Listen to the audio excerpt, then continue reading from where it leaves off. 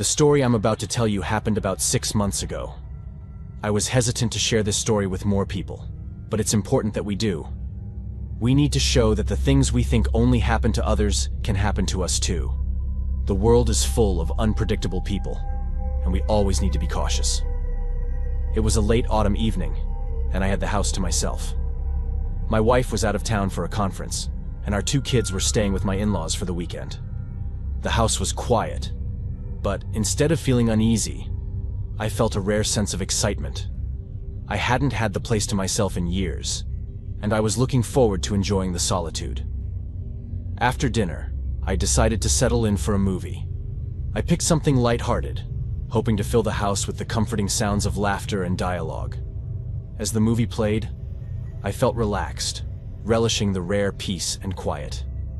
The movie was halfway through when I decided to make myself a cup of tea. As I walked into the kitchen, I noticed the back door was unlocked. I distinctly remembered locking it earlier, so a slight sense of unease crept in. I shook my head and said I was just forgetful. I locked the door, double-checking it this time, and returned to the living room with my tea. When the movie started up again, I had more trouble focusing. My mind kept drifting back to the unlocked door. Had I really been that absent-minded?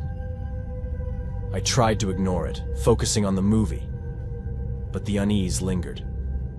For many people, this might seem strange and a bit extreme, thinking so much about an open door. But I've always been super careful about these things. We live in an area that isn't particularly dangerous, but it's isolated, with large houses, and sometimes crimes are reported. Besides, when I was younger, my parents' house was burglarized. I still remember the feeling I had, the broken confidence that your home was a safe place.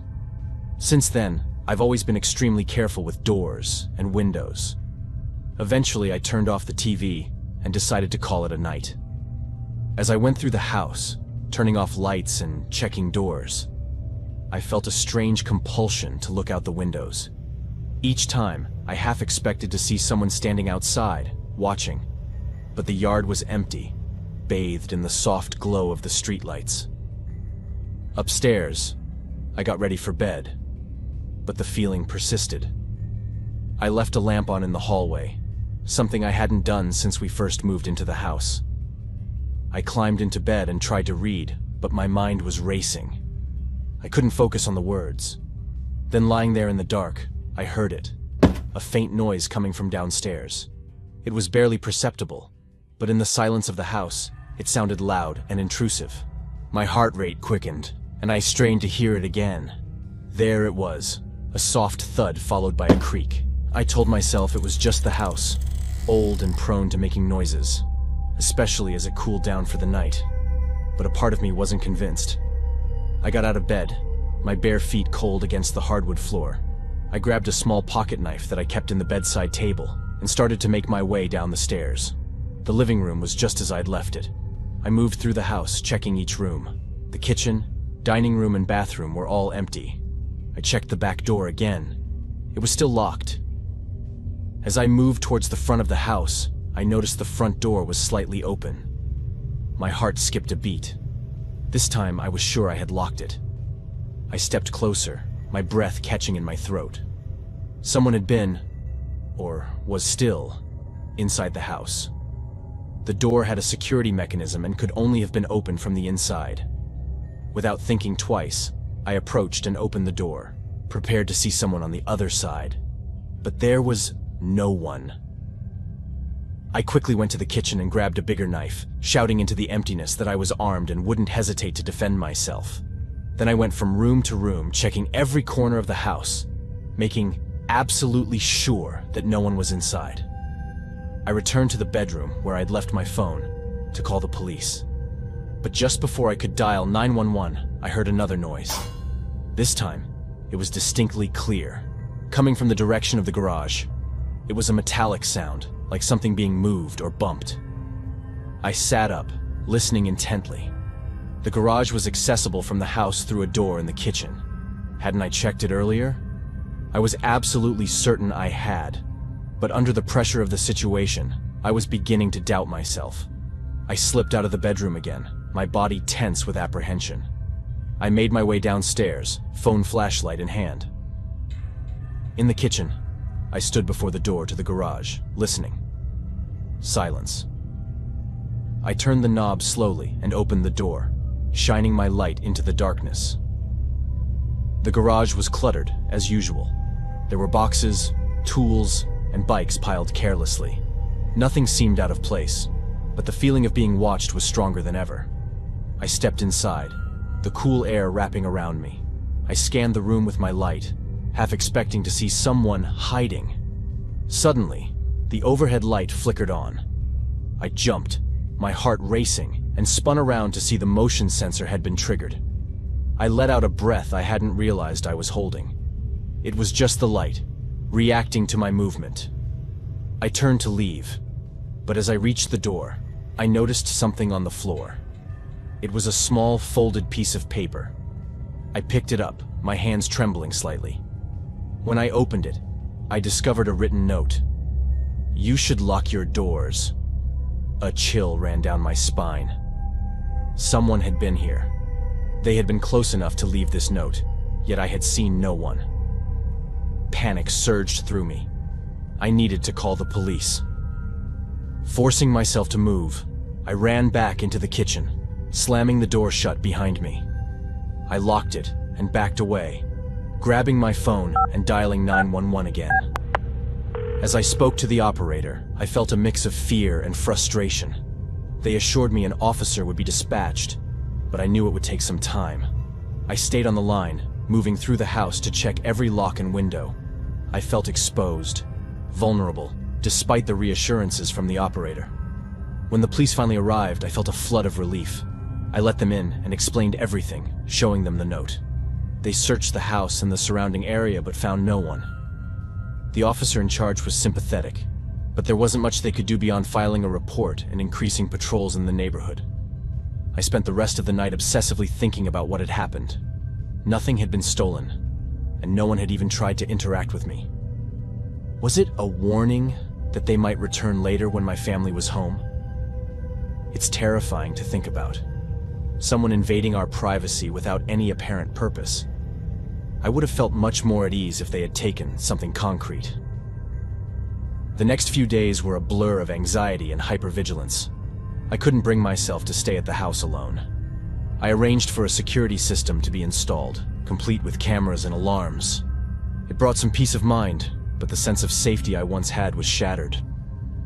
Weeks passed, and life slowly returned to a semblance of normalcy.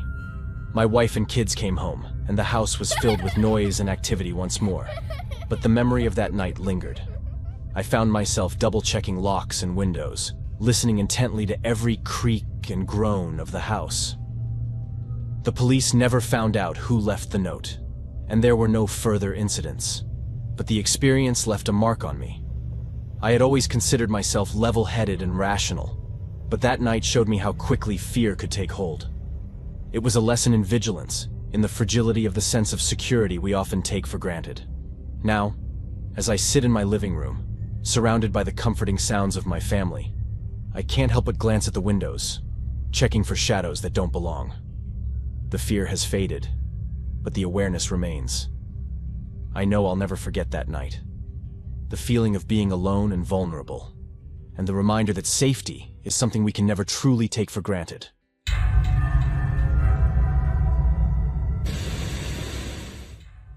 I grew up in a rural part of Oregon, surrounded by dense forests and far from any neighboring houses. Our home was a large, old farmhouse that had been in our family for generations. Being the youngest of 3 siblings, I often found myself alone when everyone else was busy with their own lives. My parents had sold the property 5 years ago, but I still remembered every detail of the place vividly. It was a sprawling piece of land with acres of trees, a few scattered outbuildings, and a long gravel driveway leading up to the house. One weekend, when I was about 17, my parents decided to go on a short trip to visit some relatives. My older siblings had already moved out, so I was left to look after the house. Initially, my parents were a bit apprehensive, especially my mother. We lived in a very isolated area, and it wasn't the first time strange incidents had happened around there. A few years earlier, After a night of heavy rain, the ground around the house was muddy. The next morning, when my father woke up, he discovered dozens of footprints all around the house.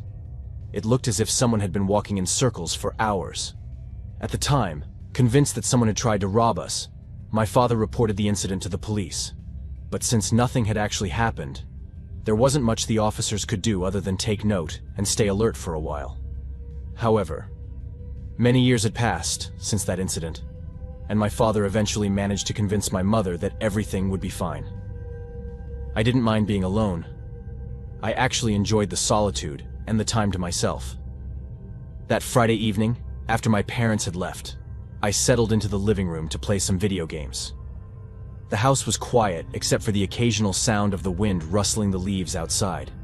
Around 11 p.m., I decided to call it a night and headed to bed. I was just drifting off to sleep when I heard a loud bang coming from somewhere outside. My heart raced as I sat up in bed, straining to listen. It sounded like it came from the old barn at the edge of our property. I grabbed the flashlight from my nightstand and crept downstairs, trying not to make any noise. At the back door, I slipped on my shoes and stepped out into the cool night air. I'm not quite sure what came over me at that moment, perhaps some primal instinct. But something told me to close the door behind me as I went to investigate what could have caused that noise. The moon was high, casting an eerie glow over the landscape. I made my way towards the barn, the gravel crunching under my feet. As I got closer, I saw that the door to the barn was slightly ajar. I knew I had closed it earlier in the day when I went to check on some old equipment. I shone the flashlight into the dark interior, but I couldn't see much beyond the first few feet. Taking a deep breath, I pushed the door open and stepped inside. The barn was filled with old, rusted tools and forgotten pieces of machinery and piles of hay that had long since lost their golden hue. The smell of dust and mold was thick in the air. "Hello?" I called out, my voice trembling slightly. There was no response, just the soft creaking of the barn as it settled. I slowly walked deeper into the barn, shining the flashlight around. Suddenly, I heard a soft rustling sound coming from one of the hay piles. My heart pounded in my chest as I cautiously approached it. Just as I was about to lift the edge of the hay, something darted out from behind it and scurried away. I jumped back, nearly dropping the flashlight. It was just a raccoon. I let out a sigh of relief and laughed at myself for being so jumpy. I decided to head back to the house and get some rest. As I walked back, I couldn't shake the feeling that I was being watched. I glanced over my shoulder several times, but saw nothing out of the ordinary. However, halfway there, I noticed something strange. That part of the ground was still a bit muddy. It had rained a few days before, and that area always retained some water. My footprints were clearly visible, the ones I had made while walking to the barn. Yet, amidst my own tracks, there was another set. They weren't overly conspicuous, but some of the footprints were much larger than mine. They could have been left by my father, and I simply hadn't noticed them on my way to the barn. Once inside, I locked the door and double-checked all the windows. I went back to bed, but sleep didn't come easily. Every little noise seemed amplified in the stillness of the night. I decided to leave the TV light on as I fell asleep. It was something that had comforted me since I was a child. The next morning, I woke up early and went about my usual routine. The events of the previous night seemed like a distant memory, and I convinced myself that I had just overreacted. The day passed uneventfully, and by evening, I was feeling more at ease. I cooked myself a simple dinner and decided to watch a movie to pass the time. Halfway through the movie, the power suddenly went out.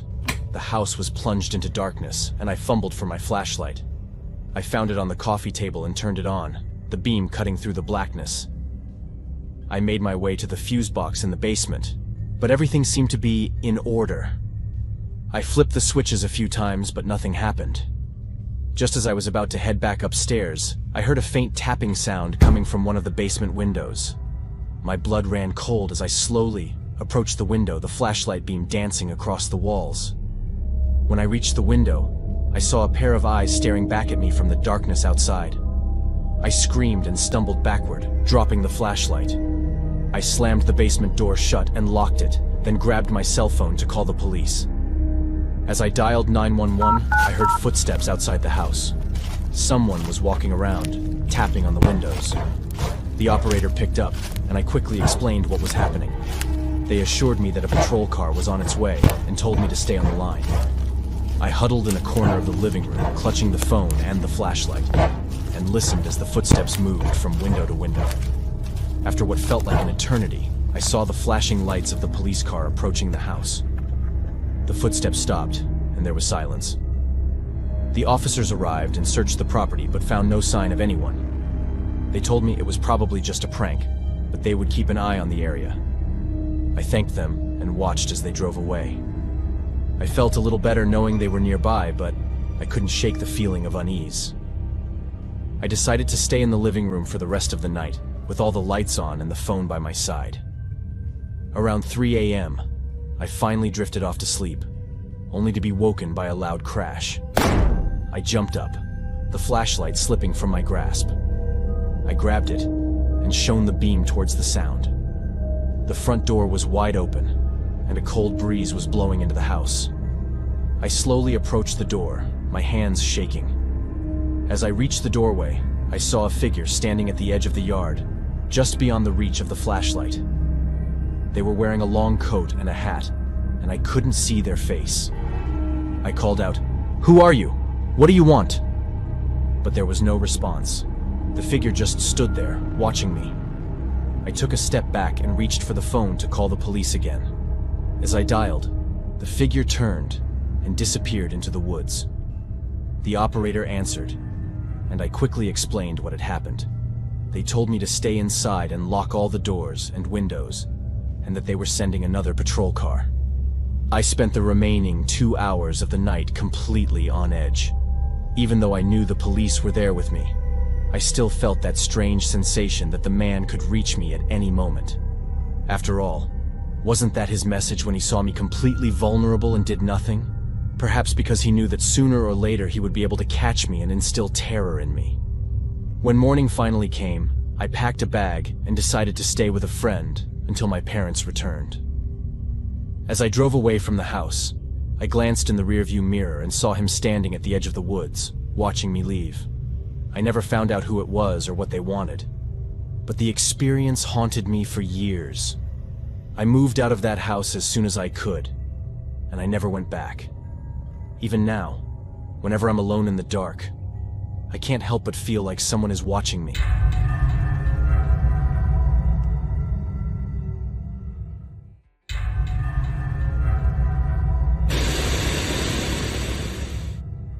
Last summer, my parents went on vacation and asked me to house sit for them.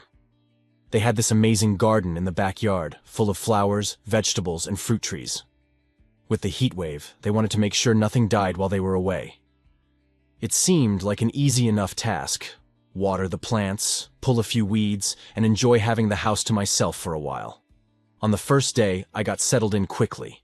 I spent the whole day watering the plants, checking for weeds, and making sure everything was fine. By the evening, I was exhausted. I flopped down on the couch and turned on the TV. It felt great to relax after all that work. Clearly, despite my parents' love for that garden and their dedication to it, it was evident that the years were taking their toll on them, and the garden wasn't as well maintained as it used to be. After a while, I felt the need to use the bathroom. I left my phone on the couch, since I just replied to a message from some friends. I didn't think much of it. I went to the bathroom, washed my hands, and splashed some water on my face because it was one of those really hot days. When I came back to the living room, I noticed my phone wasn't where I left it.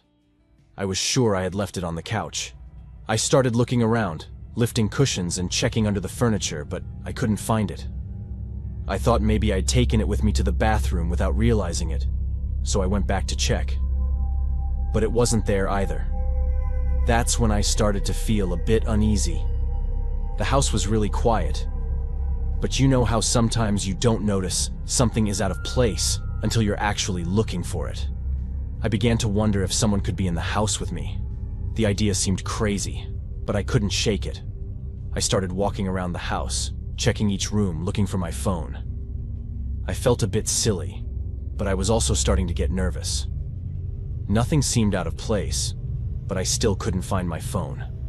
My mind was racing. What if someone really was in the house? I went back to the living room and sat on the couch, trying to think rationally. Maybe I was overreacting. Maybe I had just left my phone in some weird place. But the more I thought about it, the more anxious I became. I decided to do one last sweep of the house, room by room, to make sure I wasn't losing my mind. I checked the kitchen, the bedrooms, the office, and the garage.